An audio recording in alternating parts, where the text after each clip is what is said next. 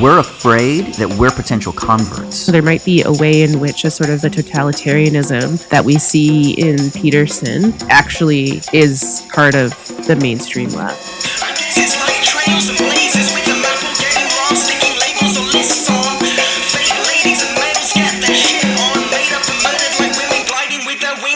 Yo, yo, yo.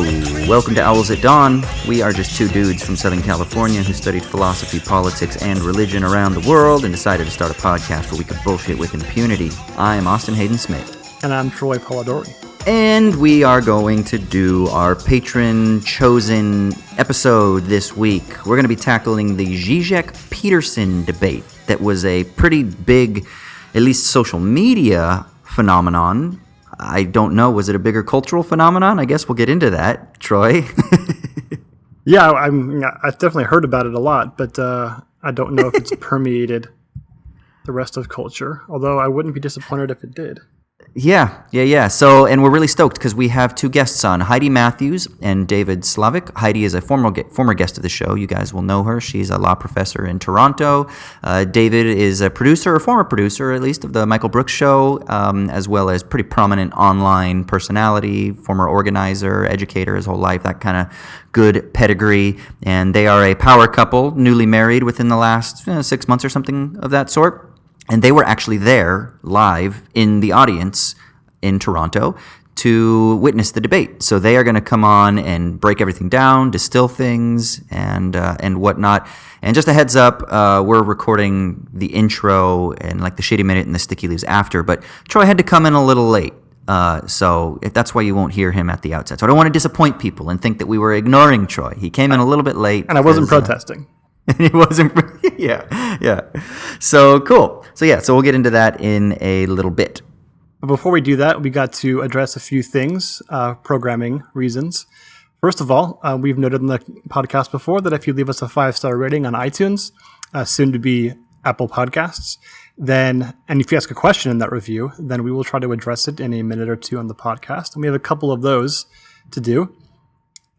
First of all, we have a review from JT, and JT says that he loves the show and he loves when we cover Christianity and communities of faith from a non-theistic leftist perspective. Thank you, JT. Appreciate that.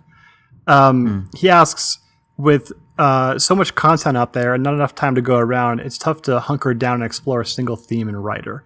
I'm wondering if you have any more tips for the casual connoisseurs. With so much fascinating work out there, how and when do you tend to choose to dive deep into a single work or theme? Is that something you'd recommend for people with more superficial exposure to philosophy? Any thoughts on that, Austin? I am the worst person to ask about this. I am such a fucking scatterbrain. Like, my day yesterday, I'll just tell you how it started. It started with me reading Ovid's Metamorphoses over a cup of coffee. And then I transitioned to reading a book by James Buchanan called Cost and Choice.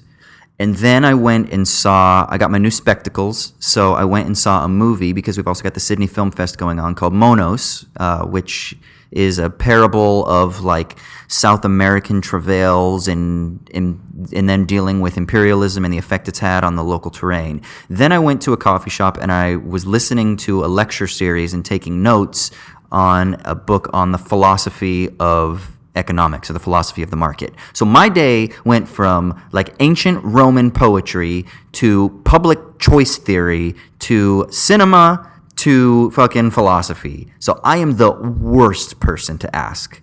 It does explain why you are the way you are, though. Because I just love everything, man. Panphilia, dude. I just want to feel it all. Yeah, what about you? I have problems that are kind of opposite of yours, in that I tend to get hyper-focused on a single book or text, and I won't move on until I finish it, which is wonderful when you're really into it, because then you just kind of speed through it and you dive really deep and get a lot out of it. But then when you have a text which you kind of feel like you need to read more than want to, then you tend to start vacuuming the house and listening to basketball podcasts and other things like that. So I think there's a good balance to be found where, first of all, I mean, maybe this is just being OCD, but keep lists. lists I of was just going to say that. priorities, List, yeah. things that you really want to read and need to read. Make a hierarchy, a priority list, and just make sure you balance them out in such a way that you're not going to bog yourself down, you're not going to make yourself exhausted, and you're going to keep yourself entertained. So if you got to throw in something that's more for fun in there every once in a while in between academic texts, do that to keep yourself interested and keep yourself habitually reading during the times of the day when you want to be reading and not doing other shit.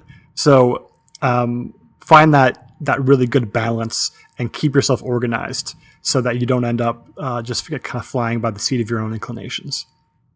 Yeah. What do you think about like downloading a typical intro to philosophy syllabus and then following the readings? The problem is a lot of them miss out on a lot of female philosophers, a lot of international philosophers, a lot of post-colonial stuff that isn't generally considered part of the Western philosophical canon to its own detriment. But what do you think about just like starting with Socrates, reading some of Plato's dialogues, then going to like Aristotle, and then maybe some like Neoplatonists, and then maybe some medieval philosophy? What do you think about just kind of working it chronologically as is typically done in the Western canon as a good trajectory? Do you think that there's value in that? Yeah, there could be. People, like students often ask, like, what do I do now? I'm interested in philosophy, taking the class, whatever. What should I dive into next? And you need to be 70 years old to be wise enough to answer this question properly, but it just seems like there's no right answer. Like, pretty much everybody who's gotten into philosophy has just started reading what interested them. And then you kind of circuitously make your way through as much of the history of philosophy as you can. And you dive deep on certain things, but you dive shallow on others. Hopefully not dive. Don't dive shallow, you hit your head, but, wade shallow in other areas. And it just kind of seems to me like maybe that's just the way that it has to be. Because you're always going to be in the fog a little bit, if not a lot of it. So don't be afraid of diving deep into things that are a little bit too much for you. As long as you feel like you're getting something from it and it's challenging you and you're interested. As long as you're interested, keep going. You'll have to reread it. You'll read other things and come back to the first thing, and it'll have a new, enlightened aspect to it. But don't be afraid to kind of just follow the muse and see where it takes you. As long as you're doing it in a purposeful way and you're getting something from it and you're interested, you're not wasting your time. Ask people for advice. Even just like go on Reddit and look for, Reddit Ask Philosophy answers that and see what comes up the most, even if you want to do it as superficial as that, as your kind of strategy. But as long as you have some sort of purpose and goal in mind, then I don't know that there's really that sort of bad of an answer that can be given there. Cool. All right. What's the next question? Our next one, this is definitely more for you. It's from Chris P. Carroll. And Chris says that he enjoys the show and that he's heard us slag off about choice theory on an ad hoc basis a couple times and that it resonated with him. He says he works in public health and nudging is accepted as a fait accompli. It's accepted without question. But in terms of population health, this framework obfuscates the important determinants of health in a society. Scholars such as Fran Baum, do you know who that is? Mm-hmm. Yeah, I've written on this, but I was just wondering if there are any episodes in your back catalog that delve into a critique of choice theory, or even if you could recommend any texts that might be of relevance. Interesting. So I am, like I mentioned just a minute ago, I'm literally working through a James Buchanan text right now that is not a critique of choice theory, because he is one of the kind of godfathers of public choice theory. Critiques. Actually, and this is going to sound really strange, maybe, but it's a really great critique? The Trap. It's a documentary by Adam Curtis. It's a documentary series that you can find on YouTube. Type in Adam Curtis, The Trap 1, and that'll get you to the first one. I think the first one's called like Fuck You, Buddy. And he basically looks at game theory. He looks at the rise of public choice theory, the influence of James Buchanan on what's her face, Margaret Thatcher, and on like Reaganite era politics. from a pretty critical perspective. If you're really interested in I would say, radical problematization of choice theory, it's a little bit maybe obscure how it ties together, but I would look at John Rolfe's abstract market theory. Now, it's going to be a tough read, but the reason that it's problematic is because it contests the very sufficiency of the idea of choice that's put forth by Buchanan and others. Another resource, actually, now that I think about it, is Michel Fair's new book, Rated Agency, in which he doesn't maybe explicitly go into it as much as you might want, but he does contest a lot of the presuppositions of neoliberal economic policies that were buttressed by choice theory, precisely by looking at how it is that Buchanan and others were able to sort of bring in a type of conservatism, a social conservatism, into Chicago school type of economic analysis. So Michel Fair's Rated Agency, John Rolfe's Abstract Market Theory, and I would say start with that documentary series, The Trap, by Adam Curtis. It's free on YouTube. Check it out. I can't remember. It's like a few episodes, at least 3 episodes. It might be more, but check those out. Yeah, anytime you can recommend Adam Curtis, I'm all about that. Yeah.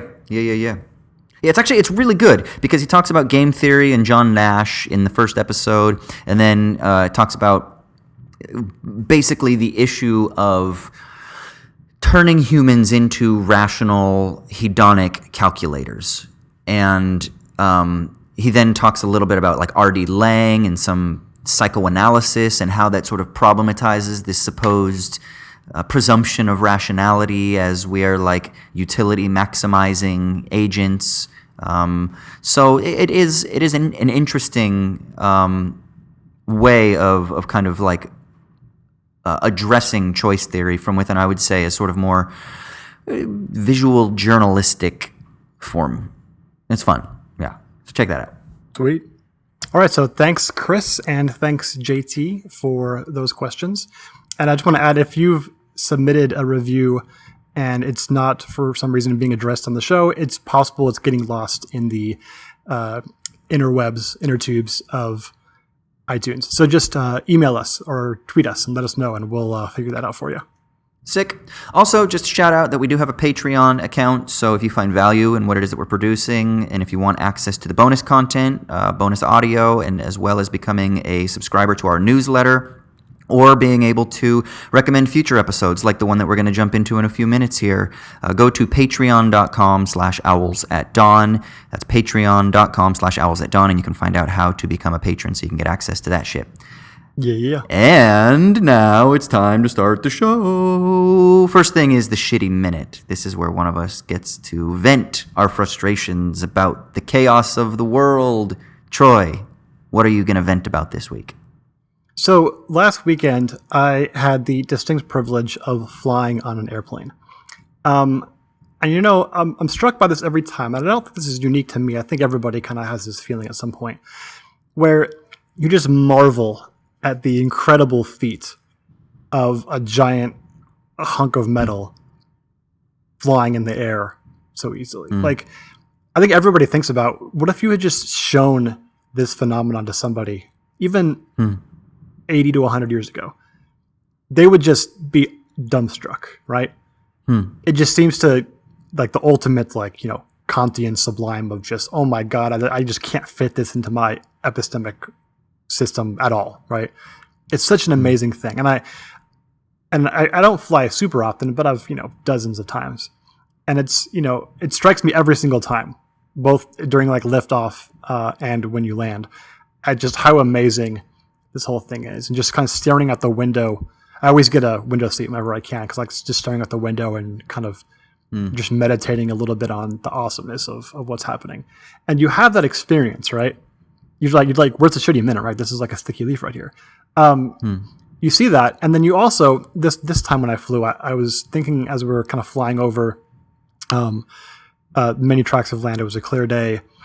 And I kept thinking, especially over Los Angeles, every single thing that you're seeing here was pretty much built within the last 100 years. Like everything. All the buildings, everything. That's incredible. All the sort of incredible scope and range of human history.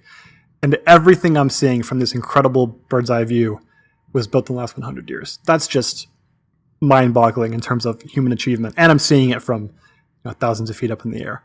And you take that incredible feat, which really would be the kind of thing that anybody from the past would almost like give their like left arm to experience this, how amazing it is.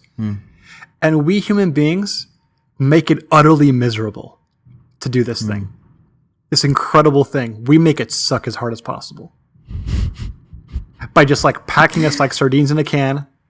I flew Spirit Airlines, which I know is god-awful. And I flew it because it was cheap, knowing it was going to be god-awful. I wasn't pissed off that it was god-awful because I knew it was going in. But they don't even give you food or water. Like, you have to pay $3 to have water. Yeah. And the sort of, leg room for a person as tall as myself is just, it's unacceptable. And we take this incredible thing that human ingenuity has produced, and then we just make it suck so hard and make you dread doing it. Like, this should be the highlight of a trip. Oh my God, I get to like fly in the air in a giant metal machine. Oh no, that's like the part you're dreading the most, especially coming back because you're already tired or whatever, right? And it just makes me kind of marvel at this incredible contradiction of human ingenuity beyond any bounds you could possibly imagine, combined with because we need to make, or some people need to make a profit off of this. We're going to make this incredible thing suck incredibly hard, right? And like some things, you can't do anything about that. Like going to the doctor, right? Going to the doctor and having the doctor do some magic and then resolve whatever infirmities you have is also an incredible feat, right? But then it also sucks. Totally. Like you don't want to do it. But that's because, we haven't been able to like solve the issue of pain, right? That's like a thing we can't solve, or at least have not been able to solve yet. Whereas this doesn't have to, this is contingently horrible, right? This experience of flying. So yeah, I was struck this weekend by that kind of dizzying, absurd contradiction. What are your thoughts? This is where we took a wrong turn with the blimps, man. We should have just had fucking like Zeppelins flying all over the air. Zeppelins are awesome.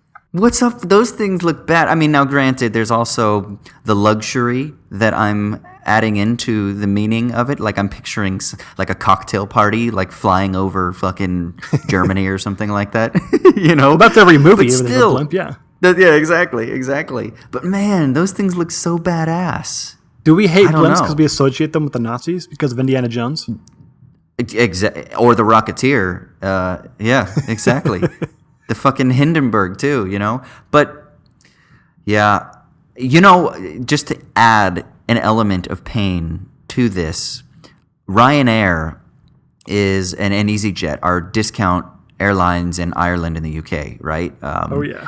And Ryanair recently, because they fly a lot between like London and Manchester, Dublin and London, and they're like 45-minute little commuter trips that business people do oftentimes Monday through Friday. So they live in one city and they have to go to like, I don't know, they have to fly to Newcastle or whatever for business every day or whatever. So what they've done is I don't remember if they did this or if they just proposed it. I don't know if it's actually been implemented yet. So hit us up and let us know if they did. But they were talking about removing like the first third of the seats and then basically just putting in like benches. Now you don't like sit down fully, but you actually kind of stand up where you're just kind of like leaning against it and you just kind of like lean your butt on it, rather than actually sitting down fully because that would take up too much space because that's a chair. But it's actually more like a standing, just so you're not fully standing, but you're able to like lean your butt on it. And they were able to increase like something like 20 or 30% occupancy in these flying tubes. And I just think like that just shows you what lengths they're willing to go to to make money at the expense of comfort. They're like, fuck it, let's just remove comfortable chairs that aren't even really that comfortable anyway because they're too upright and there's no leg room and you're too cramped. And if you're in any way bigger than like I'm at the threshold where it's still doable. I'm a little bit over 6 foot and I weigh like 175 pounds, right? So for me, like I'm like at the limit where that's it. If you're much bigger than I am, it is radically uncomfortable, either in height or in width. Then it is just radically uncomfortable.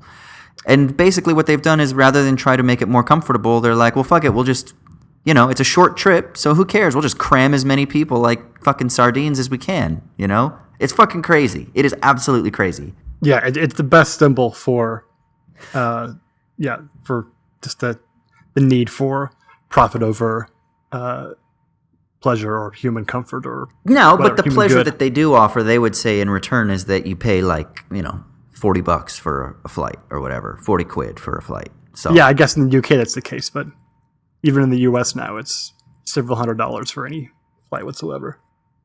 Well, and the way that Ryanair and EasyJet get you is they'll charge you 40 quid for a return flight, but that's only for a carry-on, and if you want to check a bag, it's exorbitant. Yeah, they'll get you on the small fees. Absolutely. And it's like, do you want to buy insurance? And do you want to book your own seat? If you want to book your own seat, you have to pay for that. And there are all these extra upcharges that they're constantly trying to sell you. And a lot of times you accidentally will click one and you don't realize on the website that you've clicked a surcharge until you get to checkout. And you're like, wait, I thought it was only supposed to be like 40. Why is it like 85? You're like, what happened? And then you have to make sure that you unclick it. But I bet you they get a lot of people just not paying attention because they're tired or they're in a rush or something like that, or they just didn't read carefully, and they like get quick little, they make a quick little 50%, 70% upcharge here. So I know. Yeah, airlines should be Kantians, man. Tell the truth, Do you man. think that there's a route one day for a nationalized airline that like travel just becomes so integral as a public good that it's almost a public utility, kind of like trains and public transportation on the ground level? Do you think you could do that with air travel? Hopefully not, because of how inefficient it is in terms of fuel. You gotta have those fucking bullet trains that Japan has, man. Yeah, but you can't take a bullet train to Japan from California, right? So you still have to have air travel. I mean, you say that, but underwater trains are like the most badass thing I've ever heard of in my life. That's true. I want to see Aquaman and shit when I'm down there. That's so badass. I mean, they've got those floating bridges in Norway and elsewhere around the world. Just do one of those from here to fucking Japan and have. Wait, did Snowpiercer go under the water? I don't remember if it goes. It should have. I mean, it would have been like a frozen lake. Snowpiercer 2. Yeah. By the way, I'm going to see his new movie on Saturday night, Parasite. Oh, I can't wait, dude. I've heard such great things. Holy shit. Okay, sorry. That has nothing to do with Did you see the new the Babadook, Jennifer Kent? The Nightingale, is that what it's called? Nightingale. No, I think you either sent me a link or you tweeted about it. Because it premiered at the City Film Festival. That's what you're going to, right? Oh, that's right, it did. Yeah, no, I've been going. It's going on right now. I saw a film last night called Monos. I saw Angelo on Wednesday. I'm seeing a documentary tomorrow night. Friday, I'm seeing a film called Bacurau, which is a Brazilian film. And then Saturday, I'm seeing Parasite. Oh, dude, yeah. Make sure you let me know how Parasite was. I can't wait. The problem is there's like fucking 300 films, and I just don't have the time to go see them all, But I would. Yeah. Like, even yesterday, it was like last minute. I just was like, because I got my new glasses, and I was like, I'm so excited I can see, things from a distance now. I was like, I'm going to get a ticket, even if I'm in the back row, which I was because the seats were pretty much sold out. I was like, even if I'm in the back row, it's going to be an amazing immersive experience because now my eyes, I can see like Spider-Man. I've got Spidey vision. So, but yeah, man, I feel you. It's so tough. I love the experience of, like you say, that meditative experience of being above the clouds. And for me, physically, I don't have the discomfort that somebody that's, like 6'3" and up might have on the flight. Or even somebody that's huskier than I am because I'm pretty lean. And so for me, I can still just, like, yeah, it's not the most comfortable, but I can get by, right? You're also like the kind of asshole who like makes best friends with everybody next to you on the plane, right? I do. Sometimes. I mean, you can tell sometimes when people don't want to talk.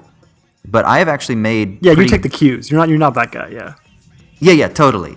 Like I've actually made a lot of interesting I've had like dates with people that I've met, like both people that worked at the airline and people in seats. I've made like business contacts. I've had people be like tour guides. I've had mentorship relationships that I've met with like older dudes that I've met on the flight. So I fucking love flying for that experience. But you're right. If they could make it a little bit better otherwise, then it would just be like fucking transcendent.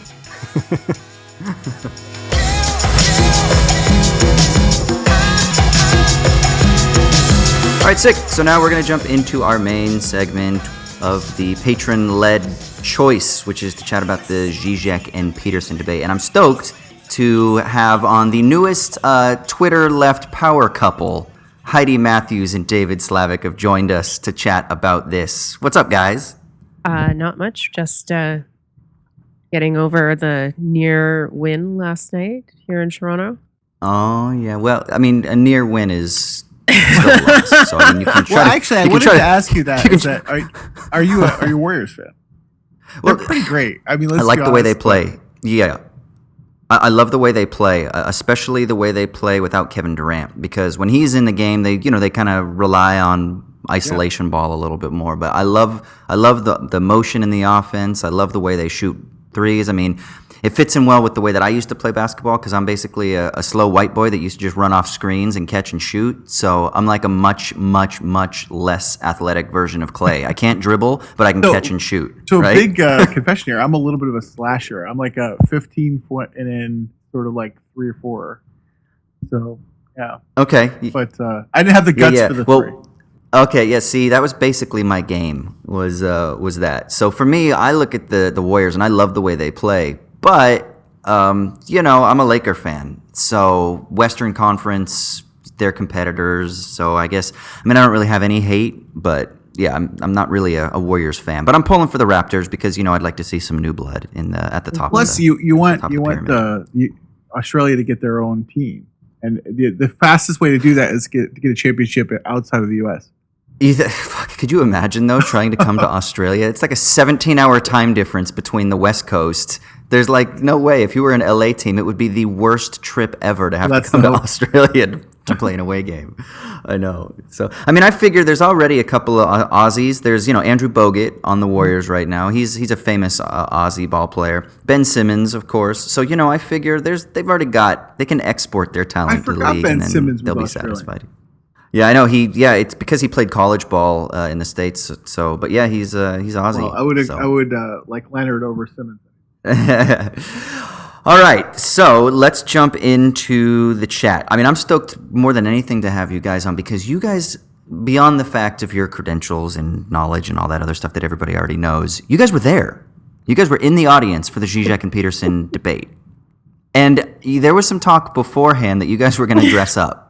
Did you guys dress up? So it ended up being that the day of the debate was like torrentially raining, and everyone was like lining up outside the venue to get in. So then we were also a little hungover. So the energy, as one does, the energy behind that plan started to wane a little bit. Okay. But there's still a thought that we might do it down the road. David's the star of that impersonation duo for sure. He's a very close approximation of Zizek. On a oh gosh, Zizek on a bad day, let's say. I promise you that. Okay. So Zizek, I thought, was actually a bigger person. Physically? Physically. No, he's a tiny human. He's a very big person as far as like soul, but and his sort of kindness about him. Yeah, we'll talk about that. I'm a huge man. I'm 6'5", 250, from rural Pennsylvania, but via DC, and corn-fed, as they say. They said they got cow shit on their feet, if you will. And that's right. I take up a door. So when I saw Zizek being a little smaller than I thought, I was like 6'5" in his actual soul. How tall do you think he is? About like 5'8"? Yeah. Yeah, like maybe. And he's also very hunchy looking. He is. He's kind of. Did you guys see that viral video of him like mowing down the hot dogs Yes. 2 days before? So for the Like that viral kinda- video that we were going to do for the Surfs TV, which I recommend, Which everybody maybe check we'll out. still do. The Surfs TV, we'll do it for them. We actually had it all planned out. We had the hot dog stand planned. We had the right spot right by the University of Toronto, and I was so excited to eat a hot dog because we kind of eat semi-vegan here, so. If you watch that video, I think you get a pretty good insight too about his stature, because you see him next to other humans in Toronto and you're kind of like, all right, he's not a big person. It's one of those things it's always so weird. I actually did an interview with him for Wisecrack about it was about a year ago, I guess.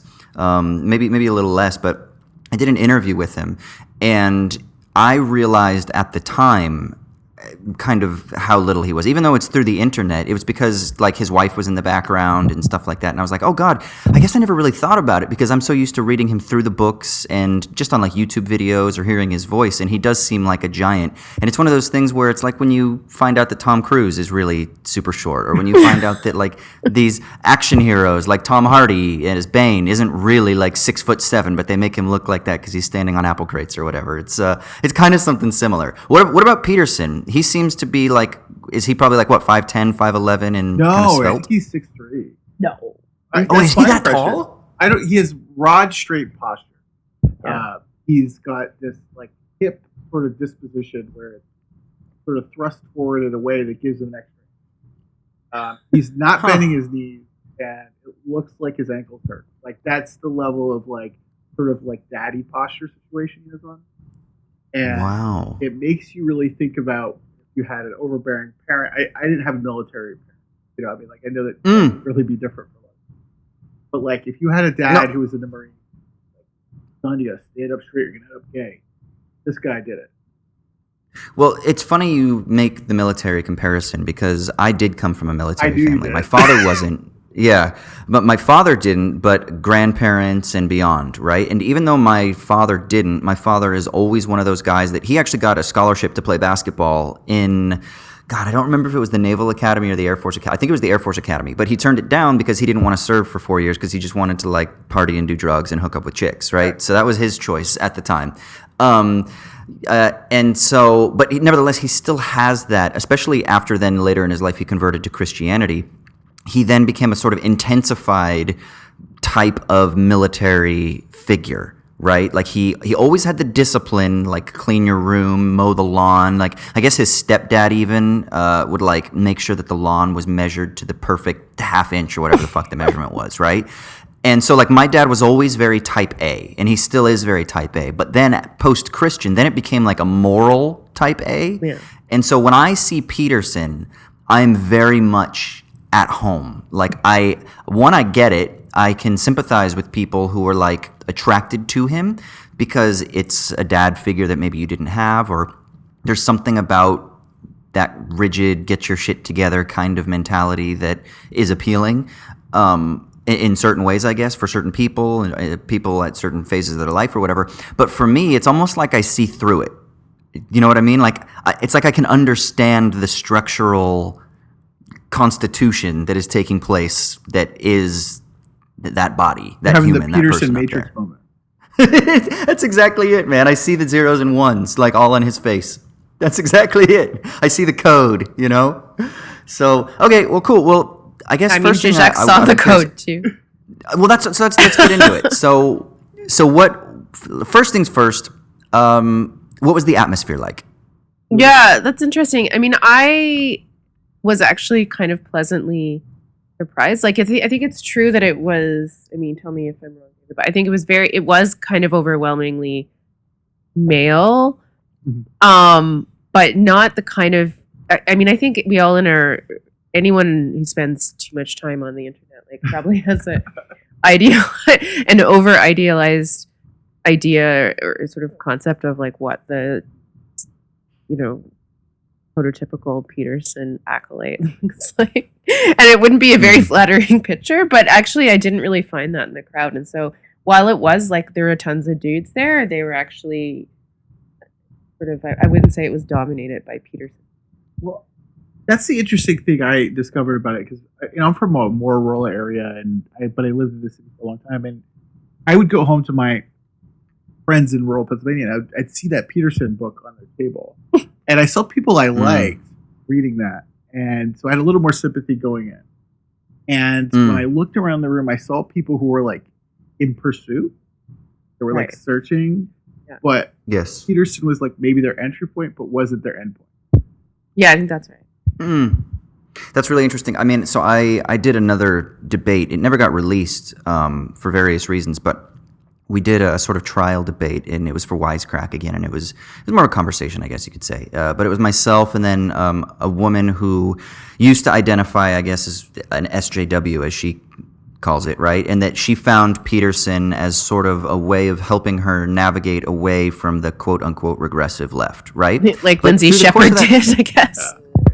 Yeah, it's similar, right? And this girl has a profile online as well too, and she tweets about this kind of thing constantly. And one of the things that through the course of that conversation that just became solidified that I already had an intuition about is that the Peterson phenomenon is so similar to a phenomenon that I experienced. And when Troy gets on here in a couple of minutes, he could probably speak to this as well.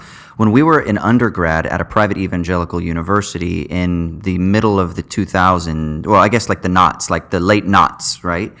When we were there was this movement in Christianity called the Emerging Church. Mm-hmm. And the Emerging Church was really obsessed with this, what they perceived as being an imminent threat of postmodern cultural relativism.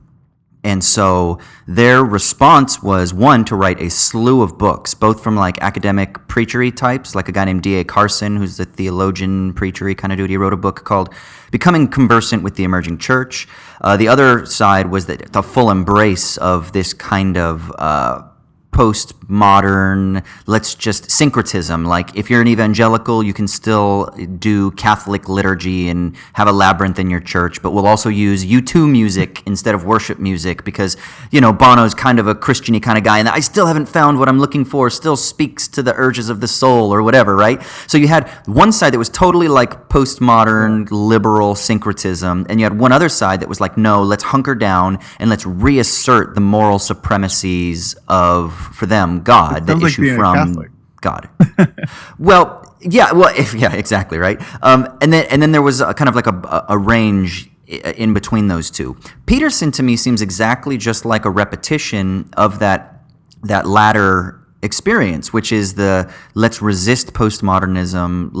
First of all, miscaricature it, but let's resist it, and then let's reassert the fact that we need these moral foundations, except for him, it isn't God, it's these Jungian archetypes or evolutionary psychology that he ultimately falls back on. So for me, it's actually really, really, really familiar. So I also have like an empathy with the people that are drawn towards Peterson because I literally lived with them and was amongst them for a large portion of my kind of developing years. So I kind of always was like, look, I get what he's saying. I mean, and I get what he's trying to appeal to. And in a way, he's responding, I think, in an inadequate way, but he's responding to a genuine concern that there is something felt out there that is the problem. It's just his diagnosis is wrong. It's capitalism. And then that's where Zizek comes in, right? So beyond that, I guess, what were your first impressions of the debate? Like, what were your thoughts? First impressions. Do you want to talk about walking in and seeing what it was like? Yeah, I mean, we can do that like briefly. They had definitely set it up to be, I mean, whoever their PR or marketing firm was pretty talented. Like they had set up the inside. I mean, we put pictures on Twitter stuff. I'm sure everyone has seen the pictures, but of kind of like a what do they call it in wrestling? Like the big rumble or something. It had that WWE feel. It was like Zizek versus Peterson, the rumble of the century. As you went into the big sort of theater, it's one of the biggest amphitheaters in Toronto. There's a biggest one line in around Canada, the block, I think, yeah. and they had pre-sales, so it wasn't like these people had tickets. It wasn't like waiting in line. So there's like 2 or 3 lines going in. You go into this big amphitheater. There's 2 staircases that split off. It had this very like almost Athenian feel.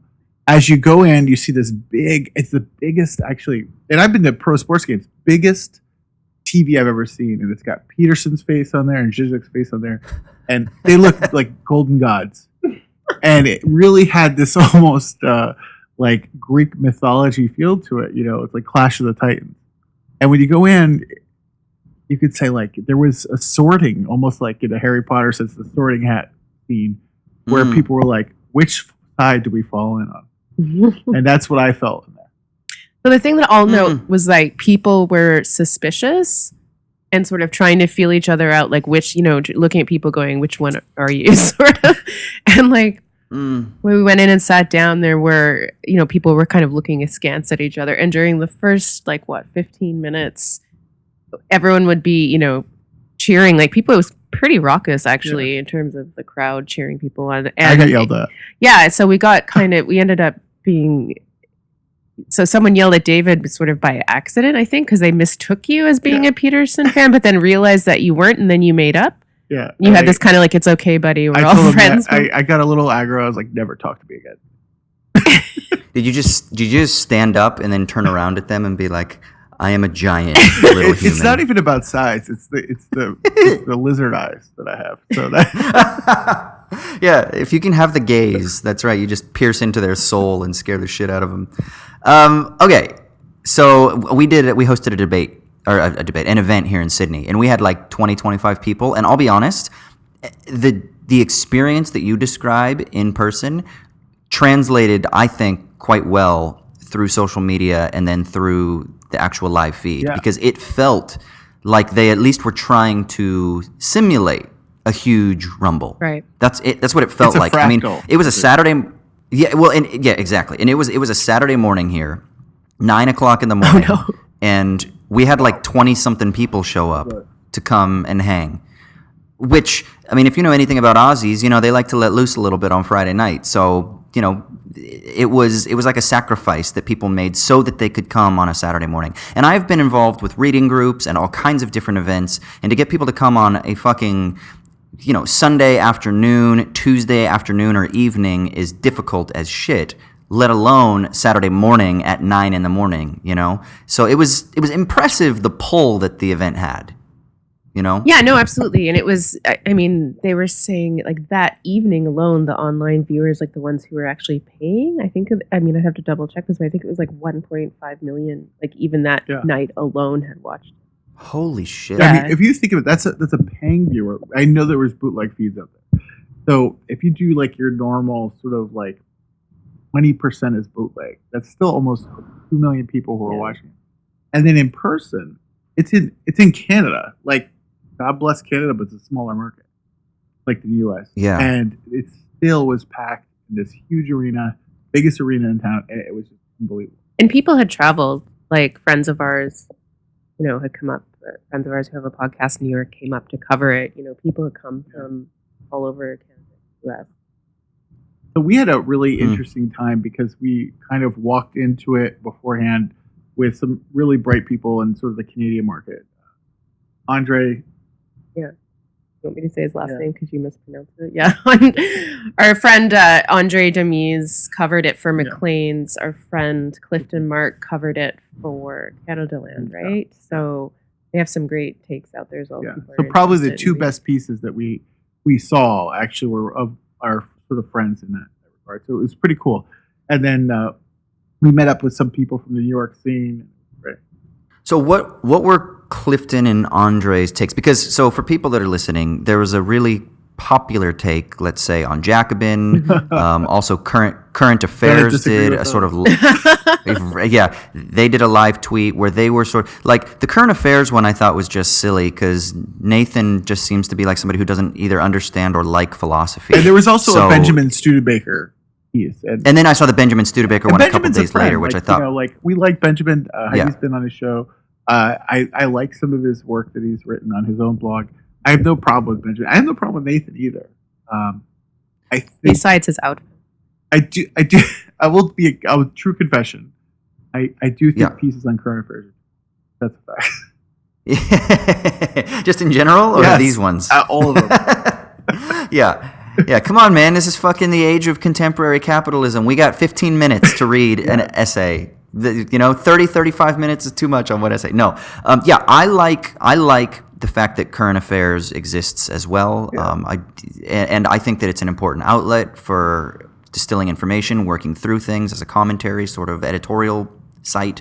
I also like Benjamin as a political thinker. I don't know. I know the name Clifton Mark.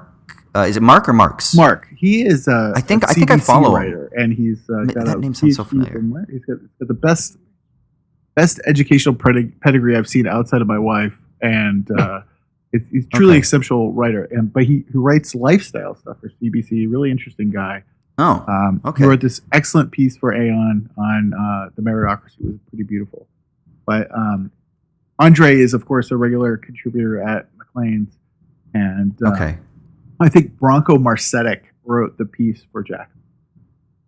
Right. Okay. So, I mean, you said that you had a problem with the Jacobin piece and you disagreed with the current affair pieces. So what's the deal? Why do you disagree? What did you think about the event?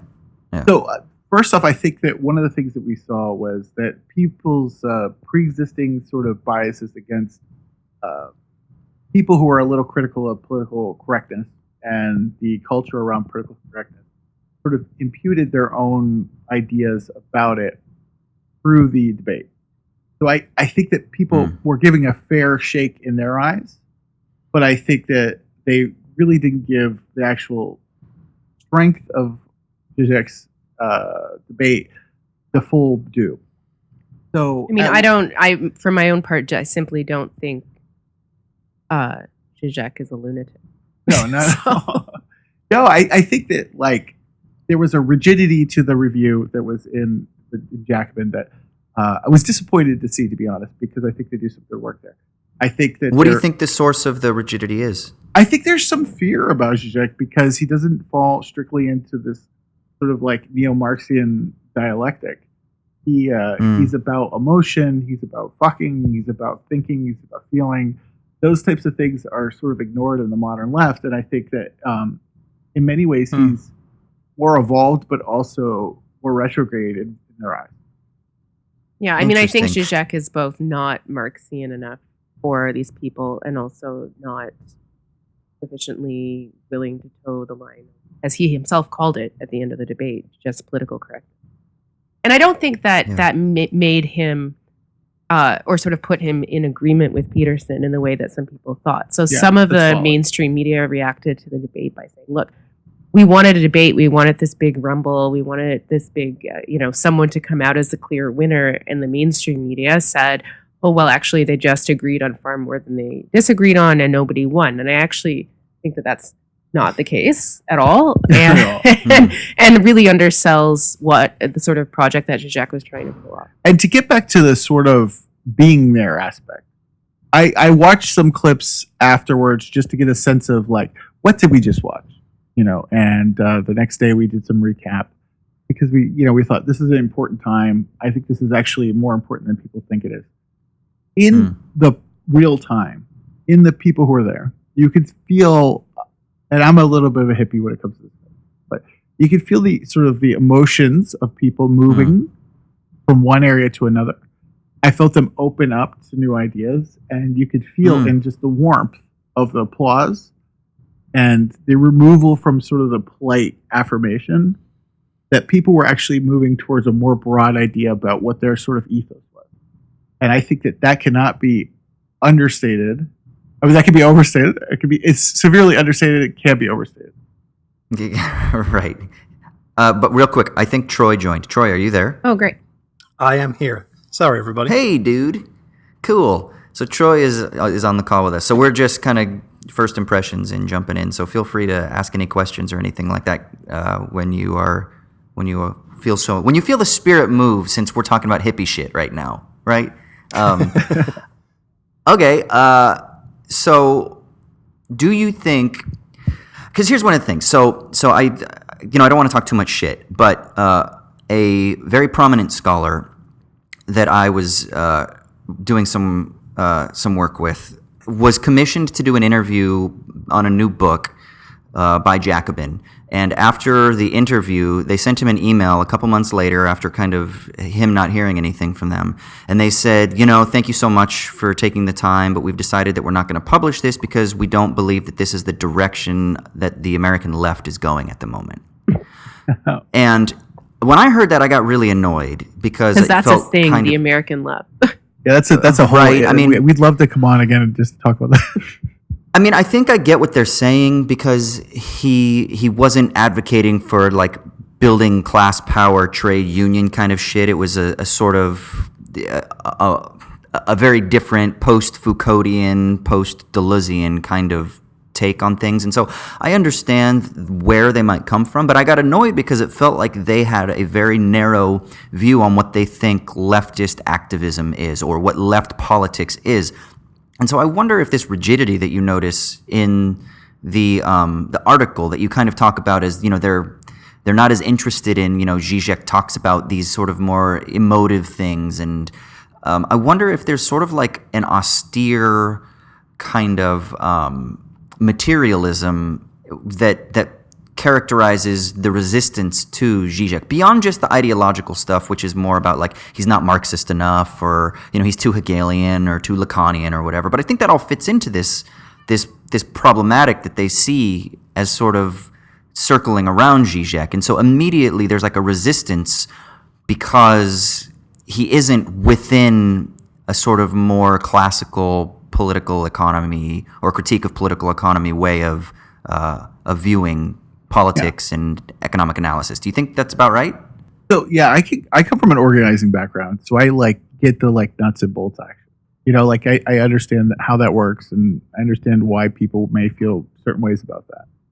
I do think because I am from a place that went twice for Obama and then for Trump, that there are things about the sort of political ethos of the country in the United States that need to be inspired, and it's critical that people understand that there is sort of an aesthetics of how politics works in the United States, and that it's not all about nuts and bolts all the time, even if we don't want it to be. And one of my major criticisms of Jacobin, which I like very much, I like Megan Day over there, I like Liza Featherstone over there, Matt Brunig, very friendly with, I like him a lot, I like Liz Brunig. Bhaskar Sarkara is a great guy. Sometimes I think some of the takes are a little leaning a little heavy on that. And since you're from a sort of evangelical background, I can say this, and I think you'll be comfortable with this, is that I think that people who come from backgrounds that are a little more evangelical or a little more dogmatic then get in a more dogmatic mode of thinking. And I fear that some people in the left movement in the United States are taking that sort of evangelical ethos and applying it to politics and carrying with it some of the morality and lack of fun. And I think that we could do better than that. So then you guys... I mean, and I also think that what sort of the not to cut you off, but sort of the expectations that these sort of whatever mainstream left, if that even makes sense, American outlets in particular expected was simply, of Zizek himself is simply unreasonable and irrational, right? So the project, it's not like Zizek came in, carrying the mantle of some unknown left who already doesn't like him, and then he's supposed to try and save vis-a-vis Peterson. I think that he certainly himself was, evidenced like a sort of allergy to that, and was, as much as anything, imploring the left to be a little bit I don't want to say something as dumb as differentiated, but not only differentiated, but also forgiving of itself. Right? And not just with respect to him, but with each other, I think. It's someone who's been, and I could say arguably, a very nice person most of the life. I actually am a little more forgiving of people and their foibles and what they've done right and what they've done wrong. I think as a longtime educator, I think there's a lot of room for evolving ideas. And I think there's a certain aspect that Zizek touches on. And maybe because he's older and he's a little more curmudgeonly, it's not necessarily seen for what it is, but I think he does identify an issue that's really important, is that we need forgiveness. I'm a big believer in forgiveness. I'm an ex-Catholic. I have that sort of contrition mentality, and I do think that people are healable, and I think that we need all the people who want to be healed. Well, yeah, I think that this fits in with his Lacanianism. I mean, people, I think, part of the reason that the criticisms against him, I feel, oftentimes go awry is that they're judging him from within a certain paradigm, right? And we're always criticizing from within our context, and we're always sort of trying to navigate this complex relational field. And people think that he's kind of some sort of like heterodox Marxist. And in a way, he is. But I would actually even go so far as to say he's not really even a Marxist much at all. First and foremost, he's a Hegelian and he's a Lacanian. And it's the psychoanalysis. And he said that outright. He has. He's a child of Tito. And I spent some time in the Balkans, and I did some work in Serbia, and there is a different ethos about pleasure and a different ethos about who you are in society relates to other people. And I think in many ways they did the pleasure / utility dynamic best in Yugoslavia. Sorry, we cut you off. No, I'm sorry. No, I think that's really interesting to add because I don't know much about. I mean, I know about a little bit about his history, but it's more just like little stuff. Like he ran for president, came in like 5th place or something like that when Slovenia gained independence and whatnot. So I know a little bit about that, but I don't know much about like post-Soviet Balkan culture, politics, etc. So I find that interesting, and it seems to fit in well because for him, you say forgiveness. I would want to say that for him, it's probably about adjustment. Yeah. And what I mean by that is that's the psychoanalytic term, right? Mm-hmm. Because the big criticism that he has with Marxism is that Marxism is still too teleological. As much as people want to say, no, you can have a non-teleological Marxism, the point is that if you believe that overcoming capitalism is overcoming the mode of production, the last historical mode of production, that is replete with contradiction, which is something that Marx himself says. If you buy that, then that means you have a relationship between the now and the future, and there is a linear, causal, teleological unfolding. And for Zizek, the point of his reading of Hegel and maybe through his Lacanianism is that you will never overcome contradiction, and to try to overcome contradiction is an obsessive, neurotic impulse exactly. that is resisting the real. Well, that's extremely so for him, is it?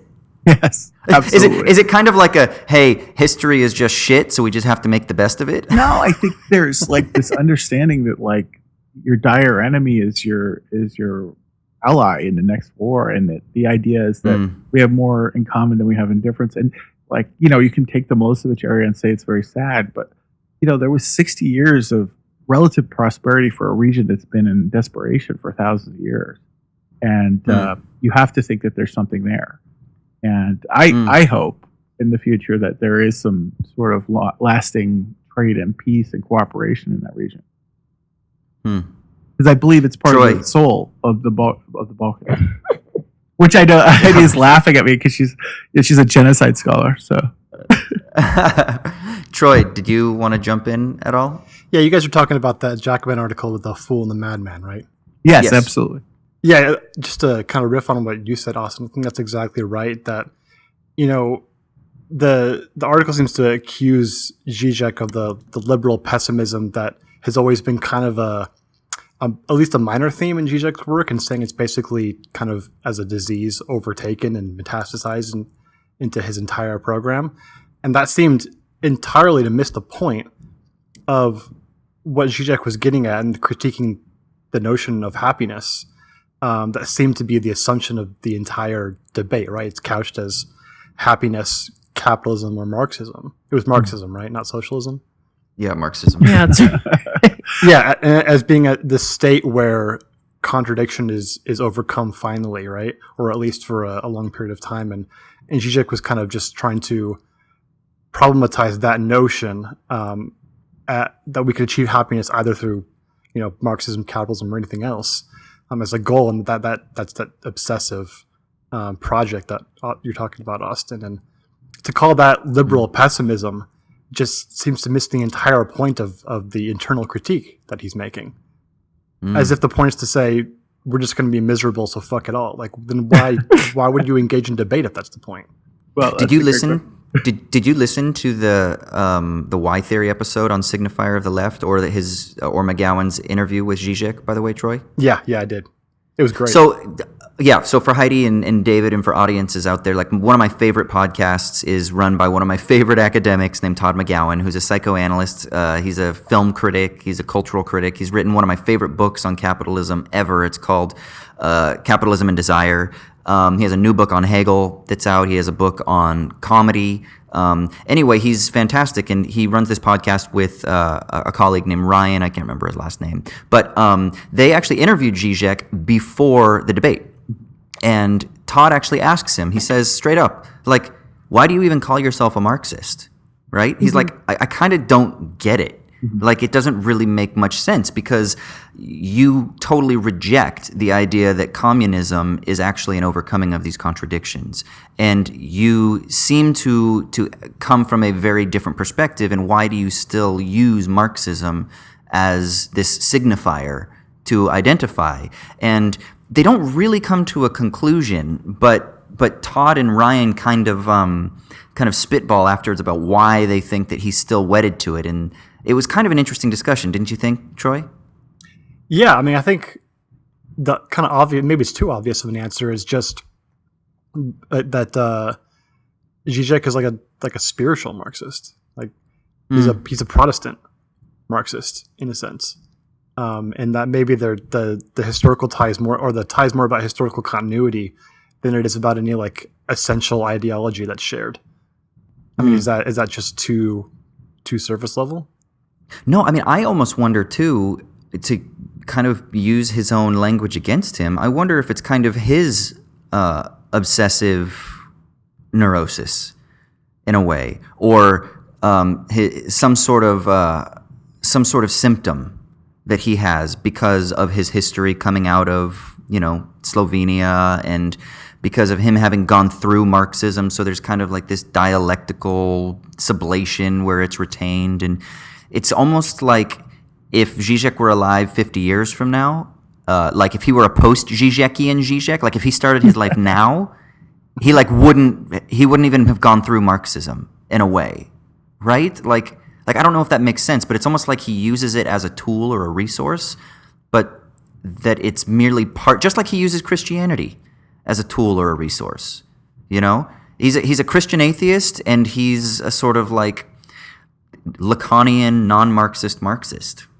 Yeah, I think the difference, though, is Zizek's use of Christianity is really, really, I mean, I don't mean this in a negative sense, but it's manipulative, right? He uses it as a tool. Is it all? Sorry? Is it all? Is it at all what? What do you mean? No, I mean, are we all using our religions to manipulate each other a little bit? I mean, I don't mean that in a negative way. Oh yeah, I think Zizek would absolutely agree with that. But I think he just kind of uses it like a rag doll and then throws it away. But his ties to Marxism seem a little closer or more intimate than that, I would think. Yeah, that's true. Yeah, that's true. I mean, I don't know. I mean, anybody on the left, if you're gonna have a left sensibility, you have to have some attachment to Marx, right? But not a sort of ridiculous religion-like adhesion that parts of the left today feel like they need to have in order to justify their existence or something, right? And so, in order to call themselves socialists or communists or whatever, rather than some kind of really deep form of like social democrat, So I think there's a lot. I mean, maybe I'm wrong about that, but I think at least for myself and like a lot of other leftists, we consider ourselves loosely Marxist, but not wedded, to it in any sort of way that would pass like, we'd all get sent to the scrutiny. gulag, I think, on this call. I mean, that's for sure. I mean, we could just go back to for a moment to like his. I mean, you guys tell me what you think about this, but what I found. So in general, I thought the last like 20 minutes of the debate were the most powerful, where Zizek kind of tied it all up and really actually went. I thought, and I think David agrees, went quite hard at Peterson from an attack angle, but did it, with a smile and with an encouragement and with an invitation to discussion, right? Which made it so delicious, actually, to watch. Like the whole energy of it was amazing, and part of what was so important for him was to sort of explain to Peterson why his own theology, for if that's a word we can use, right? His own ideas about religion and religiosity and the divine were actually completely out of whack. And it's this commitment to a like transience of happiness that actually tracks the divine in sort of Kierkegaardian sense. Yeah. And the other thing I wanted to mention is that I just to go back to the other point was that I think his attachment to Christianity was ephemeral. Yeah. But I think that Peterson's attachment was also ephemeral. And when there was this discussion of the resurrection, and like I said, I was raised Catholic, so I'm used to staring at those two bloody hands, and I so that sort of metaphysics is interesting. He had discussed the idea of the death and resurrection of Christ. And during that discussion, he had said there was one point where even Christ was an atheist. And Peterson really glommed onto that. And I thought that was this kind of beautiful moment where you could see two adults, and you've all been in these discussions. You guys are really bright guys. So you've had a beer or whatever, and you've been sitting next to somebody at a bar or next to a campfire, hopefully. And somebody says something, and then there's this moment where like, oh, maybe that is something that I need to consider. And that was that moment where I thought it was really beautiful. And dude, that is my erotic moment. Like, I agree. Like I crave those moments. Come to like Canada. Literally. We have some good friends. I love it. Yeah. No, I agree. I mean, Heidi, you just used the phrase transient happiness that I thought was so interesting because, this ties into David's point, I think, because, the whole point about happiness as being problematized from Zizek's perspective was key because it's the idea that happiness is maybe the very thing that is actually producing misery. Yeah. The pursuit of happiness, this promise that we can get happiness, which Peterson tries to problematize, but he ultimately says, but still capitalism is a system that best approximates, right? He almost uses like probabilistic logic. It's like, if we're going to slay our dragons or whatever it is, you can try to do that, but you're never going to actually overcome the chaos ultimately. So you just have to cling to some sort of fabricated foundation, the Jungian archetype, some sort of whatever, Western democratic ideals.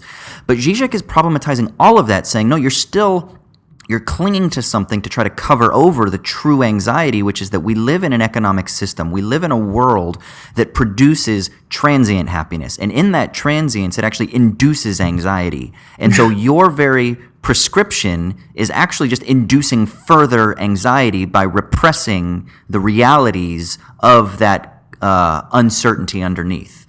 And this idea that God himself becomes an atheist is kind of opening it up to saying that no, there is no other that ultimately can satisfy the conditions of anxiety of the human condition. And so we need to have a completely different framework. It's not your sort of quote-unquote classical liberal, really sort of conservative covering over, and neither is it the sort of liberal progressive PC, quote-unquote PC authoritarianism or whatever. It's neither of those because both of them are just like symptomatic responses without actually dealing with, without actually being adjusted to, or as David said a minute ago, without actually trying to find what forgiveness might mean in a substantive sense in relation to capitalism.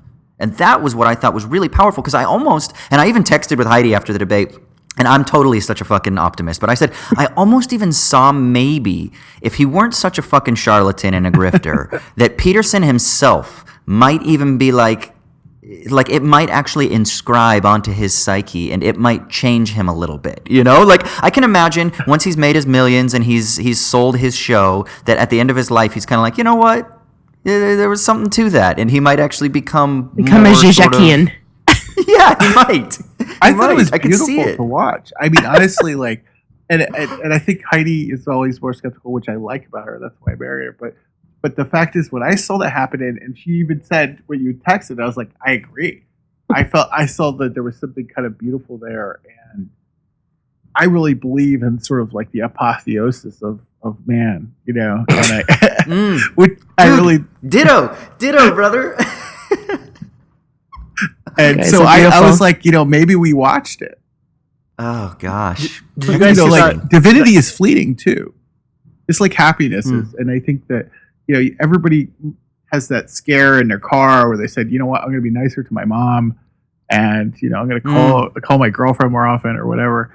But like ultimately, like, you know, that sort of scared straight moment really changes and diminishes over time. I think my favorite moment came, like you were saying, Heidi, the last 20, 25 minutes or so was, I think, the best as well. At one point, Peterson kind of concedes the idea that happiness has to be a byproduct and can't be the sought-after goal of whatever social system we prefer. And I thought he kind of gave up the ghost when you admit that, right? Because then his answer is, you know, you have to have some sort of like meaningful existence where you live responsibly with yourself and with others in the world, and that has the necessary byproduct of producing happiness, right?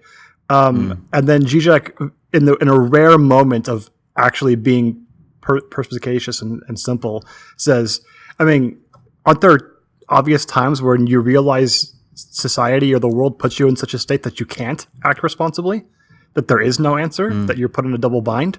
Like that quote that he said a few times before in different works about, you know, can you tell someone in North Korea to put their house in order? Like, you can't live responsibly in certain situations. And doesn't that mean then that we have to change society in such a way that people can then be able to act responsibly, and it's unjust when they're unable to, or when it's imbalanced in terms of fairness between persons in terms of how they may act responsibly.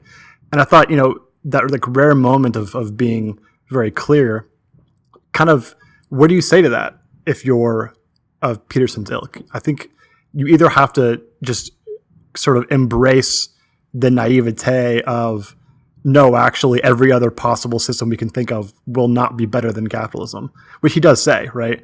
Or you just have to say, yeah, there has to be some sense in which we can change the social system to be better than it currently is. And that's really what it comes down to, is embracing naivete or being willing to think that there's other possibilities.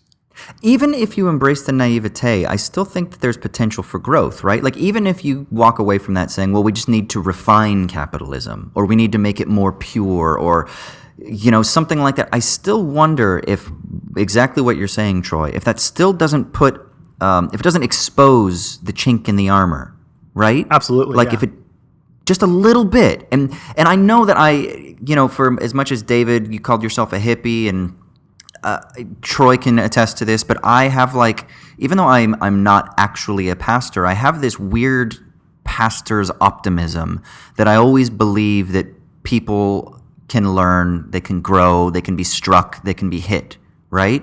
I believe that. I really do.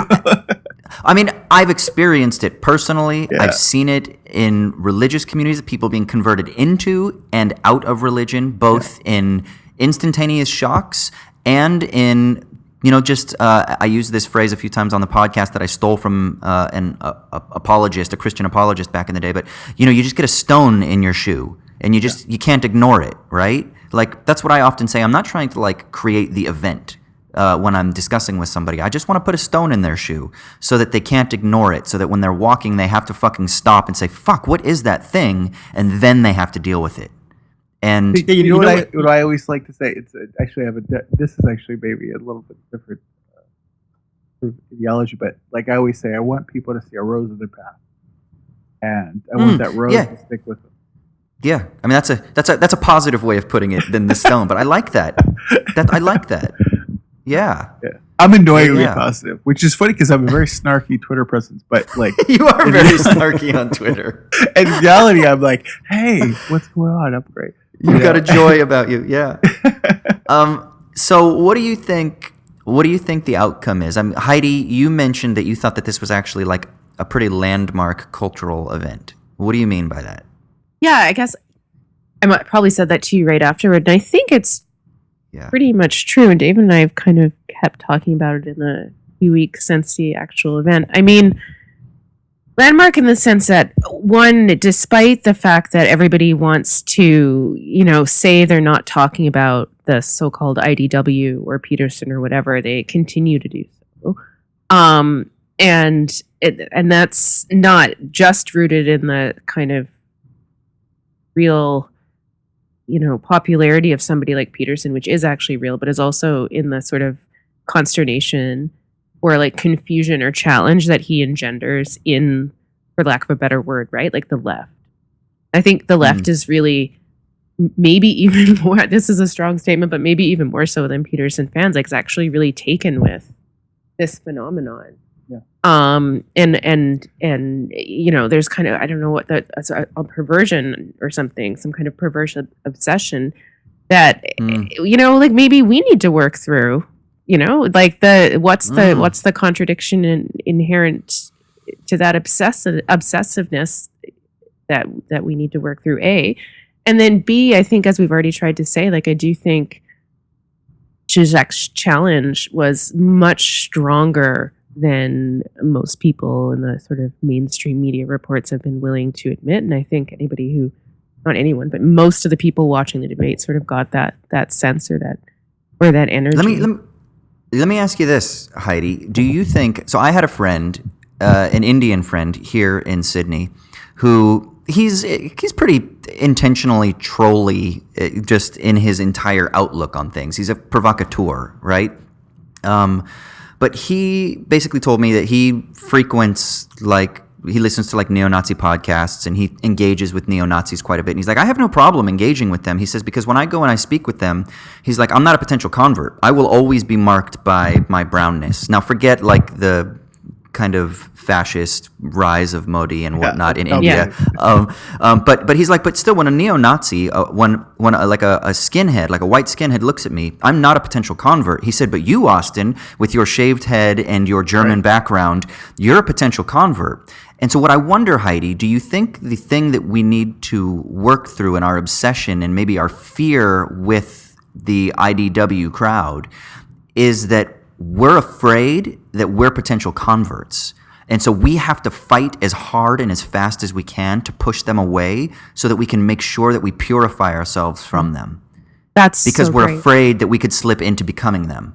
I think that's totally it. And so this conversation's been super helpful. I mean, it always is talking to you, but that's actually really evolved my own thought because I'm just looking at some of the notes I was taking before we started chatting, and this, Peterson will always come back to this idea of responsibility, right? Taking responsibility for the consequences of your own action and what's going on around you. And I find like there's a way in which that it might even be worse than what you just said, right? So there might be a way in which a sort of the totalitarianism, something like that we see in Peterson actually is part of the mainstream left, right? So I think there are aspects, and I think that's what Zizek was getting at, right? Like there's a sense in which the left is relying on exactly those same tired, under-theorized, or perhaps not theorized at all, intentionally untheorized notions about responsibility, and understanding and commitment to value and truth that don't actually resonate with, quite frankly, I mean, for lack of a better word, like postmodernism, right? Maybe it could be, like a non-postmodern Marxist or something. I don't know. Yeah, I mean, Baudrillard has this really funny phrase that is kind of odd, but he talks about how we've actually gone through, like, let's say that there's the end of history, right? And that postmodernism marks, let's say, that end where there's skepticism towards these modern meta-narrative and we don't really buy the modern project, and so we've run into the wall. And Baudrillard says, no, we've gone through the other side. We're already on the other side. And then the task is what do you do? It's not that there's something before us, like that we're seeking the overcoming of contradictions, or we're seeking communism, or we're seeking some future progressive democratic ideal, or anything like that, or even just the process of progress in a linear sense. But we've kind of already gone through the other side, and we're looking back at the wall that we've just kind of broken through. And I think that's a really interesting metaphor, because I don't really know quite what to do with it, but I think that kind of, it's like a postmodern, non-postmodern, but you don't ignore the crisis of the postmodern, post-World War II emergence of neoliberal globalization, financialization. You don't ignore those phenomena, but you deal with them rather than looking forward, but through a sort of like, I heard somebody say this, I think they were quoting Mark Fisher, who says that, that, you know, you used to be able to kind of like build the future, but now we have to build our scaffolding from the rubbles of the past. Yeah. And there's something really interesting about that. I don't exactly know if I love it, but nevertheless, it's still kind of it problematizes, I think, how we kind of view the whole project of what it means to be on the left, or what it means to be within the Marxist spirit, or whatever, you know, emancipatory politics, whatever fucking phrase you want to use. It changes it a little bit. No, I think that's super. So I actually I'm always the reach for the future. I really think that if we don't have a vision for what, people always say we're beyond utopia, or utopia is a nightmare. I do think that we have to have a vision for what a better life looks like. And I think that so much of the left is such a reaction to what the terrible aspects of neoliberalism are. And they should be, because, there are aspects, and I think if you talk to anybody in a rural area in Pennsylvania or Ohio or West Virginia, or in an urban area like New York or LA, they know what those things are. And you have to use those to speak towards a better future. And I think one of the things that Zizek had said at the end, I'm very much summarizing this because he's far more eloquent, that if we care about today and we care about past, then we must look to it. I think that's something that, as people on the left, and I think anyone who's caring, whether you're a Peterson fan or you're a Zizek fan, we all need to look towards that future. Think about, just spend a few minutes a day thinking about what would a better future look like. We could do that.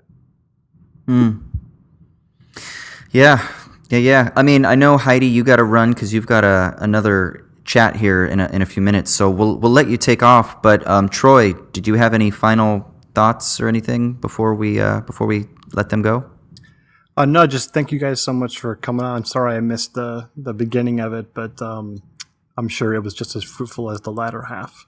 We're the no apologies kind of lefty, so that's okay. We're always forgiven here. And then the no apologies lefties, what do you guys think? What are the final thoughts on this debate? For people listening, I mean, what do you think are the biggest takeaways of the Zizek Peterson event? I mean, honestly, I just think that if people haven't watched it, actually they should, and dedicating themselves to this. But I actually think it was really fascinating, and I mean, hard for me to imagine, being in the shoes of somebody else's prejudices or package of preconceptions or something. But and I of course had I'm a softie for Zizek. That stems from my undergraduate philosophy education. I just have fond memories associated with him, and I'll own that as well. But I mean, actually both figures actually did struggle with each other in kind of beautiful ways on stage, and it was I wasn't necessarily expecting that. Do you think that Peterson had an impact on Zizek? Zizek, I think, clearly had an impact on Peterson and seemed to be like an immovable force because, David said at the outset, he is kind of this larger-than-life figure. I almost felt like Peterson almost wilted under a certain kind of pressure. Do you think there was a reciprocal relation or like a mutual respect, or do you think Zizek still is kind of like, no, he's a clown? I don't know if he respects him as such, but I had the sense, and I think that Cliff in his piece in Candleland said something, made this analogy. It was like a prof having like his favorite student out to coffee or something. And yeah, and it kind of felt like that. It was definitely a kind of, elder intellect, conversing with someone who he considered to be lesser than himself, but it was with a sort of kind of admiration and patience, I would say, that you might have for a really intense but well-meaning student. That's the question, is do you think that Peterson, because I've had this discussion a lot with, he was actually a guest on our podcast a couple weeks ago, my friend Darius here. Do you think that Peterson is sincere, or do you think that he's totally just a grifter just trying to make the cash? Because if he is sincere, then I think that what I said earlier about him potentially having some sort of Zizek conversion later in life is possible. But if he's not, then it's all just a game, right? Well, why can't he be both? Oh, see, I think that's a false dichotomy. I think that sincere people could be very wedded to their previous ideas, and that even people who want to change, there's an entropy of ideas that exists. The longer you hold an idea, the harder it is to let go of it, even if the new idea is more powerful. And I think that Peterson may over time change. I think that that's possible. But I think that especially the ideas that are most powerful are the ones you create in your own head. I think that Peterson has done a great deal. And so I'm more skeptical of the opportunity to change because he is in himself defined by those ideas that he has propagated out to the world.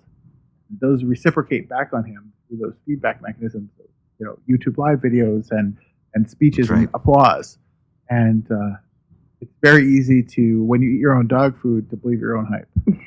He is sincere in the sense that he believes it, but like he'll say these things like, I wrote this down. He said, you need to stand on the edge of what you know and encounter the consequences of your ignorance. He's clearly unprepared to do that. And maybe also unqualified. I don't think he's anywhere as near as like intellectually capable as Zizek. I just don't think he is. Of course. I mean, I think and I think that's a real limitation, though, right? Like if he were smarter, he would feel more comfortable, actually inhabiting his own dictates. But this is the weird thing. This is part of the reason why I think he's actually so appealing is because he's not pseudo-intellectual, but he's almost like a super intellect. Yeah. He's not. He's obviously smart. He's got a doctorate. He's taught at the university level. So he's obviously got some level of like he has know-how and he has some knowledge, but he's not like cutting edge, insightful, intuitive. He doesn't have that. And so that makes him very sort of like appealing to somebody who isn't an intellectual. So and I think Zizek makes you realize that God exists and that you aren't him or her. And that's the problem with Zizek. Yes, but it's the problem, but Peterson it's also Zizek. Oh, okay. Yeah, that's the problem because it can sometimes fly over your head, but it can be really productive because it can unseat you from your comfortable position. So Peterson is in like he can give people comfortable morsels and pieces of candy that they can digest because they fit within the already existing kind of contemporary capitalist socio-political framework. Yeah. But Zizek is like a fucking bomb that is erupting into it or a volcano that is exploding. And it's either too much or and you have to ignore it, or it's too much and you can't ignore it. Like you said, it's the rose in the path, or it's the rock in the shoe. I think that there's, to get religious on this, I think that there's more resurrection in Zizek, and there's more Sodom and Gomorrah and Peterson, and I think people are going to find that country. I don't know what that means. They know what it means. I like it. I don't know. I like it, though. Well, okay, then let's just end on that. So Zizek is resurrection and the power of the Holy Spirit, and Peterson is doom and gloom, Sodom and Gomorrah destruction. I think that's a good way to close it out. We'll let you run. I know you got an interview, so thank you so much for squeezing us in here this evening in the East Coast. And, Troy, you missed this at the beginning, but we had a little brief intro talking about basketball. So go Raptors. Oh, no. Thanks so much, guys. It was a pleasure, as always. Absolutely a pleasure. Thanks. Yeah, thank you, guys.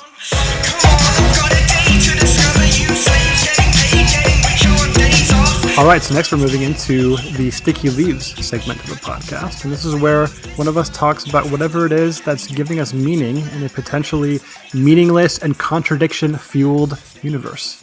So, Austin, what's helping to resolve your contradictions this week? All right, gentlemen, it's time for some more skincare advice. These are honestly, like, low-key, my favorite Sticky Leaves from you. All right, so previously I talked about the benefits of Manuka honey. So I have gotten into the habit where I don't even use any soap products on my face whatsoever, not even ones with moisturizing lotions in them. Nothing.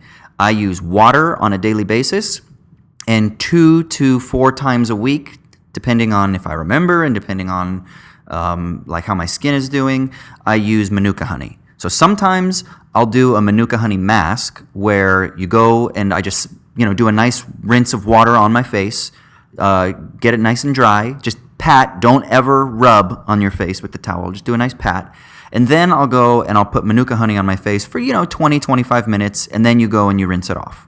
And one, it has antibacterial properties, so it cleans out your pores, it reduces inflammation, it reduces blotchiness, and it also hydrates your skin at the same time. Because those goddamn bees, or whatever the fuck they are, I don't know if they're hornets or whatever, but those New Zealand bees are miracle workers when they make their Manuka honey. So that's basically how I clean my face. And then, so I'll do that maybe like once a week, the full mask. But then the other 2 to 3 times a week, what I'll do is I'll just like put it on my face, because if I'm in a rush or something like that, I just put the honey on my face, and then I go downstairs to take a shower, and then I make sure that I don't get my face super wet, and then I just kind of like get my fingers wet, and then I just kind of like rub it around like I would soap, and then that is my soap for that day. So it still cleans off oil and clogged pores and things like that. And I shit you not, my skin is so soft. It's almost like it feels pillowy when you touch it afterwards. It's ridiculous how soft it feels.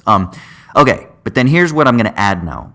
Then what I do is I don't put any sort of chemical lotions either on my face whatsoever. I've been using 100% argan oil for the past 6 to 8 months. Now, I didn't want to say anything at first because I wanted to see long-term benefits, but I've been using 100% argan oil, and I will tell you that it is fucking fantastic. It's normally a shampoo, right? No, they put it in shampoos, but because it's basically just an actual extract. But they put it into shampoos. But the problem is when you put it into shampoos, like they've got that Moroccan oil one, it's like got a blue bottle that I can see that I think has argan oil in it, and they can be good, but they mix it with a bunch of different chemicals, right?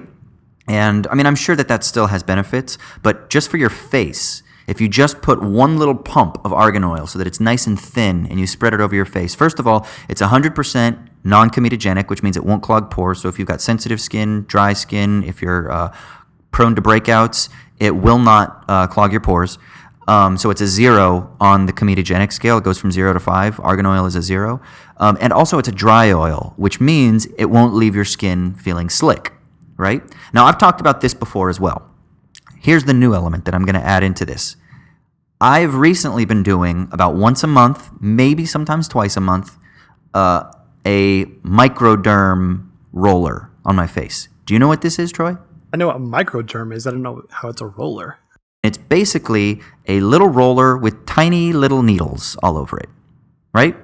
Now, you can go to an esthetician and you can pay good money to get like a proper microderm peel where they will take needles that are about, they have like, there's like 0.25, I mean, I'm sure they have smaller, but there's like 0.25, 0.5, 0.75, 1, 1.25, 1.5, and that's the length of the needle in millimeters going up and down, right?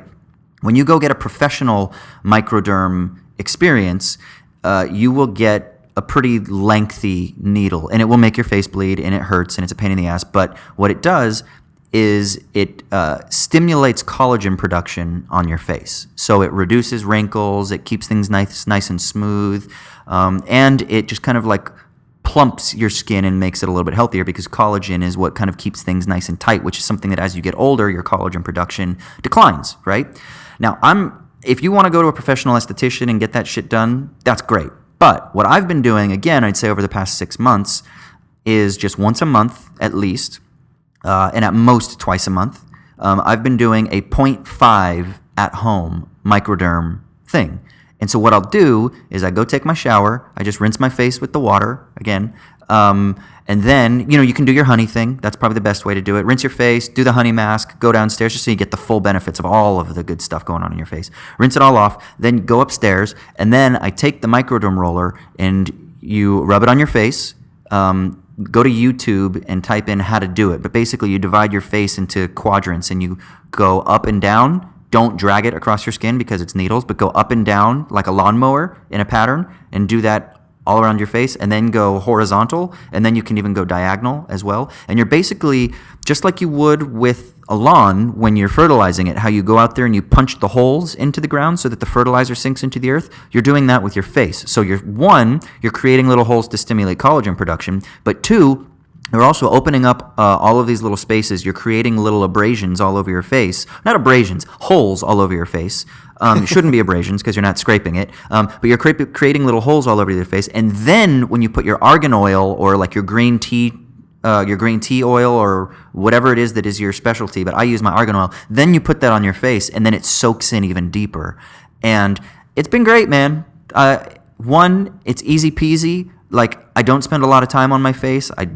I'm not using like lotions and all kinds of things all the time. And I do this, like I said, once a month, maybe twice a month. And, my skin's probably healthier than it's ever been. And it's not just me saying that. Like, I have like women that are constantly like, first of all, dude, your hands are crazy soft. And I'm like, well, that's because I'm constantly putting argan oil on my face and my hands. And they're like, no, it's freaky weird how soft your hands are. And I'm like, well, yeah, because I got fucking soft hands, man. But also I've been complimented a lot lately about my skin. And for my age, I'm in my mid-30s, and people constantly think that I'm younger, and they're like, wow, your skin looks really nice and tight. And I'm like, yeah, man, it's because, I got my natural remedies and shit. So, I just want to add a layer of depth now to the skincare regimen. There's the Manuka honey, the argan oil, and the microderm needle roller.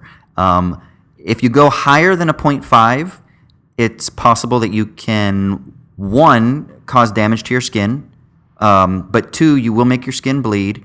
And if you go below a 0.5, it might not be enough to actually stimulate collagen production. 0.25 can be good, but that's more for just taking in the product deeper into your face, but it won't actually stimulate collagen production. You need 0.5 or more to stimulate collagen production, but over a 0.5, one, it will hurt. So you get some people that you'll see on YouTube that talk about them using like numbing creams when they're using their derma rollers because they use like 0.75 or ones even, a 1 millimeter. But I just use a 0.5. It hurts a little bit, and your skin will go like bright red after you do it, like especially if you're a white boy like me, and I'm not tan right now because it's fucking winter here. So after I do it, my skin is like cherry red, but the next day, as long as I blast that argan oil all over my face, the inflammation is down and the redness is pretty much all down. Maybe a little bit redness the next day, but it's not really bad. And then 2 days after, it's totally fucking fine. And then just make sure you clean the thing with alcohol, and just like I said, go to YouTube and you'll find out ways to do that. But men, take care of your shit, man. Your partners, whether dudes or chicks, will appreciate it, because you got soft hands, soft skin, soft face, whatever. So that's my sticky leaves, microderm rollers. We're gonna flash forward to like 2027, and you're gonna be talking about buying an Iron Maiden off of eBay to torture yourself for your body. Into exactly, for full body. Full body stimulation. Yeah. And then flash forward again to 2040, and you're talking about, we have the biotechnology to regrow limbs, and so you're talking about how to best sever your limbs so as to regrow back with the best stimulation of stem cells. The people who have money, like the Kardashians and shit, they're doing stuff like that. I mean, not like full on chopping off arms and stuff, but they're basically doing that at a smaller scale. Like they have so much money that the stuff that they're doing. So my ex, when I was in LA, went to the same.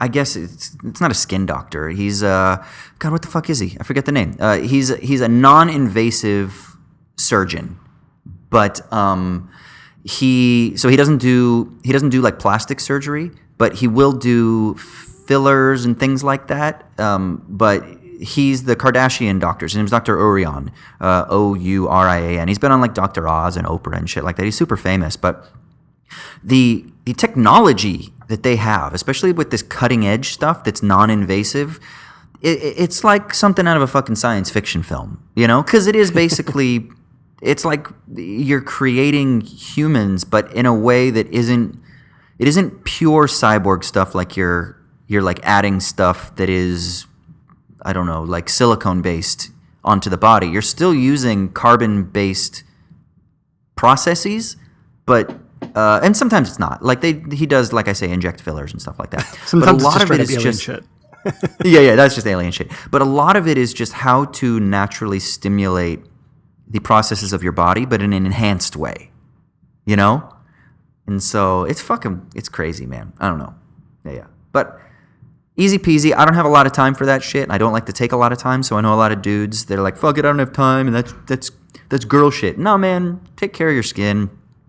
When you're 60 and it's all like saggy and your skin's constantly dry and it's cracking, it's preventative, because if your fingers, like if your cuticles are dry, that can hurt and then it can bother you. And it's just a way to also preventatively make sure that at least your skin isn't degraded. And yeah, I'll go on to counter argument really quick.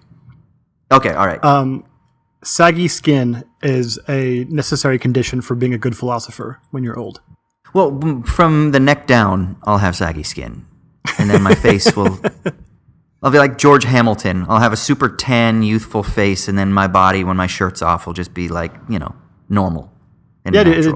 It symbolizes how much ideas have rung in your head through the ringer, right? So it's a symbolic or signifier of true philosophical endurance and perseverance. Yeah, it's like I tweeted. You're forever going to be an assistant professor, dude. Yeah, I'll never reach the pinnacle. What if I grow a huge beard, though? Like a big, gnarly gray beard. Dude, I want to see it. I'll believe it when I see it. All right. But yeah, man.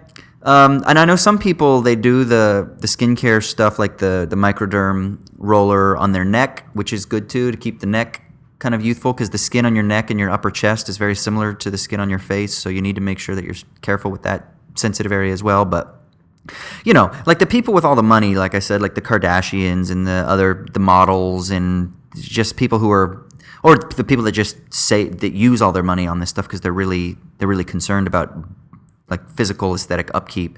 They'll do this shit all over their body, like on their backs. So on their backs and on their chest, and I don't know about arms and legs, but like they will do like full body abrasion peels and shit like that to make sure that they're like, that's why supermodels' legs are so fucking shiny and perfect. I mean, part of it is genetic, part of it is diet, part of it is exercise, but another part of it is they have amazing resources to spend on skincare upkeep, Yeah. I've been told before that my voice and cadence changes when I talk about basketball on the podcast. Oh, God. I feel like the same thing happens when you talk about skincare. Oh, no. You're just in the flow, man. The flow of thought. Am I? I mean, it's just a part of me. It's an extension of my being. What can I say? No, man, it's good. But it's really cheap. Yeah, and it's really cheap, and it's really easy. The Manuka honey, I have had my jar of Manuka honey for like 9 months or something ridiculous like that. And I think I bought it for like $16, so it's lasted me ages. And then the microderm roller, you can get cheap ones for like $5 online, but you got to buy new ones every couple months to make sure that the needles are good. And then you get a little thing of alcohol just to make sure you keep the needles clean, both before you put it on your face and after. But then make sure you rinse it, because you don't want to stab your face when you've got alcohol on it, because then that'll make it hurt, and it'll dry out your skin, because alcohol dries out your skin. So then make sure you rinse it. And then what else? And then the argan oil. I buy like a bottle of argan oil maybe once every 2-3 months, and it costs about $15 to $20 depending on where I get it. So again, it's super cheap. I'm not buying soaps for the face, and I'm not buying lotions and stuff like that. So it's actually really cheap in terms of being able to kind of take care of your skin. So check that shit out. You're welcome, dudes. And of course, ladies, I mean, I'm assuming that you already have a little bit of knowledge about skincare stuff. But if you're someone who doesn't really take care of your skin that much, or if you're looking for natural remedies, you as well can benefit from these things. Of course, I am not a doctor and I'm not a trained esthetician, so go on YouTube and check out people who are actually trained in this shit, so you can make sure that you know the proper procedures for doing the microderm stuff if you're going to do that. So, sweet. Well, that's it for this episode. Just a reminder that if you want to support us and value what we're doing, you can go to patreon.com/owlsatdawn and support us in a couple different tiers there and get access to bonus content we produce, newsletters, as well as the ability to vote on future patron-sponsored episodes. Yeah. And you can also hit us up on Twitter, owls_at_dawn. Also on Instagram, you can email us, owlsatdawnpodcast@gmail.com if you've got any questions. Well, I think that's pretty much it, man. Unless there's anything else we gotta say. Just one more thing, dude. Oh, what's that? Das Vidania, Amerikanski.